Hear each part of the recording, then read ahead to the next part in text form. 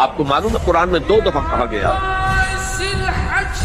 یوم یفر المرء من اخیہ وامہ وابیہ وصاحبتہ وبنیہ، جس دن بھاگے گا انسان اپنے بھائی سے بھی اور اپنی ماں سے بھی اور اپنے باپ سے بھی اور اپنی بیوی سے بھی اور اپنی اولاد سے بھی۔ کیوں؟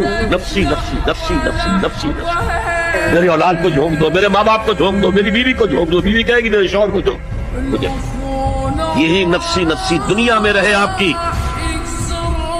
مجھے اپنے آپ کو بچانا ہے سب سے پہلے، اور پھر مجھے اپنے سب سے پہلے آل اولاد کو بچانا ہے۔